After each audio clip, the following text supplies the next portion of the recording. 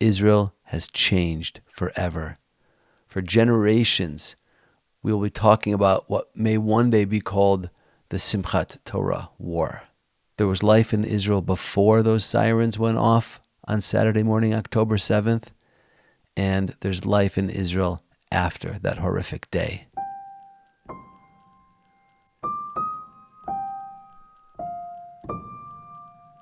As Jews gathered across the country to celebrate the completion of the Festival of Sukkot and our annual conclusion of the Torah reading cycle, as we prepared to dance and sing and rejoice, Hamas began their massive infiltration of the sovereign state of Israel.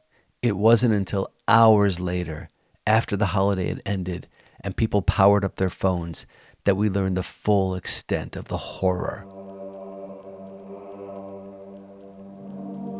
Reports began to surface of massacres and pogroms, the likes of which we haven't seen since the Holocaust.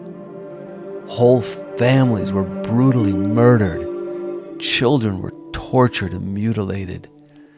Dozens of babies were butchered and decapitated. Women were beaten and raped.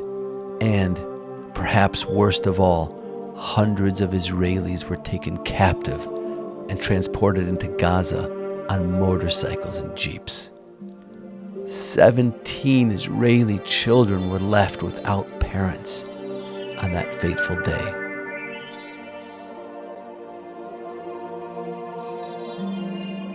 The world and the news cycle will eventually move on, but for the thousands, even tens of thousands of Israelis directly affected by the horrendous bloodbath and heinous kidnappings, life will never return to normal.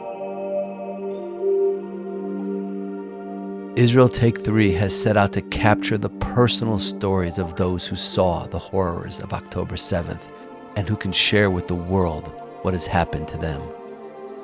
Over the next several weeks, you will hear from a father who lost 2 sons. You will hear from a security guard at the music festival in the South who hid for hours in a bush as his friends were being murdered and captured. We'll hear the tearful testimony of someone whose 4 family members are being held in captivity by the murderous Hamas. And we'll meet individuals who are among the hundreds of thousands of refugees who have been evacuated from their homes on the southern and northern borders. We'll listen to those who are working tirelessly to provide support and relief for the survivors.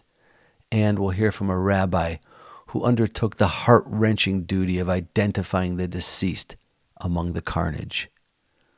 Our goal, as I'll emphasize in each episode, is to sit for 15 or 20 minutes and listen to these courageous souls as they share their grief and anguish. There's no politics, no military analysis, just individuals in pain who need you to share their pain with them.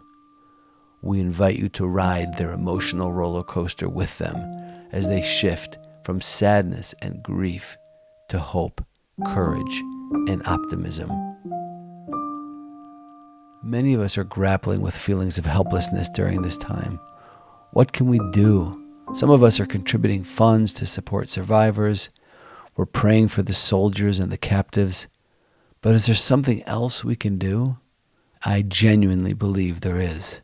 We can take the time to truly listen to these heartfelt testimonies, to connect with the pain of these brave souls. It's a way for us to make a meaningful difference right now. And of course, let's share these episodes with as many people as possible. Give them a like, repost them, subscribe to the channel. Let's work together to bring these powerful stories to the world. Thank you to Eli Margolis for logistical support and consulting. Thank you, Adam Margolis, for the musical outro. This is Israel Take 3. I'm David Began.